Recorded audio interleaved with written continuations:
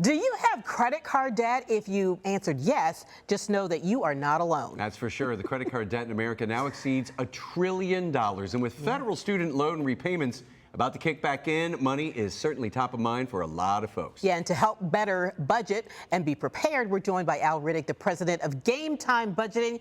And good morning, Al. Always good to see you. Always good to see you too as well. I hear, first off, you have a public service announcement for our viewers. Yes, I do. So to the viewers, they must know, and I feel bad that I'm the bearer of bad news. Well, but you remember when those federal student loans were put on pause? Right. So on September 1, the interest will begin to accrue once again on federal student loans. And on October 1st, that's when the bill will come due once again. So that student loan repayment pause that people have been experiencing since March of 2020, it's game over now. Oh, wow. Hopefully they had the chance to save some of that money, you know, instead of spending it. So I know a lot of people took advantage of that federal loan repayment pause, Al. But what tips do you have for people to prepare for that additional expense? So one of the first things you have to do, go to studentaid.gov, because you need to make sure that all of your contact information is correct in your federal student loan account. In addition to that, you need to be reminded of who's servicing your loan now, because it could have changed. So make sure that that contact information is correct there as well. In addition to that, 21 days before the bill is due, you are going to be notified by your current loan servicer. So that's why it's so important to have that information updated.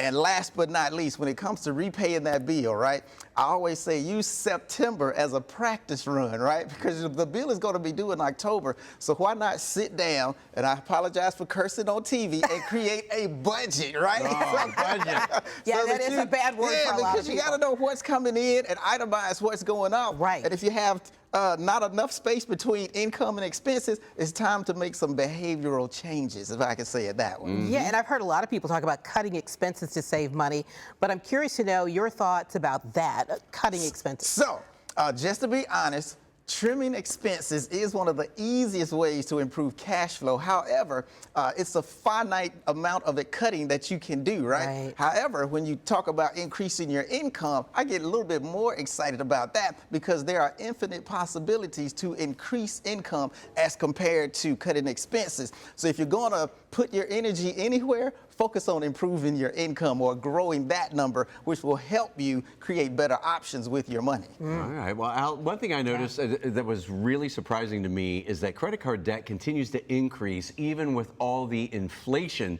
that we've been seeing lately. What can people do to sort of curb their appetite with spending? So this is what I dare everybody watching this show right now to do. Look at your last credit card bill, right? And just go down line by line and ask yourself, was this a need or was it a want? Yeah. And this is how I differentiate the two. If it's necessary to sustain your life, like oxygen, that's definitely a necessity, right? But if that want is something that you could have gone without, like all of those dining out dollars and things of that nature, you have to really ask yourself, am I giving my money the best advice to better serve me in the future? So if the answer is no, again, it all goes back to behavior. And I know the people watching me right now, they're like, this guy sounds crazy. But trust me, you will love your future self a lot more when you make your money behave. Absolutely. And you've got to behave in order for that to happen. Definitely. I like that, going line by line. Of course, because that's the truth. Yeah. That's the real truth. That's the real truth. I like that. Okay, Al, as always, great to see you. And Al, I want to ask you too, if people want to learn more information about you and Game Time Budgeting, where can they go? GameTimeBudgeting.com, or call the office 513-813-3275.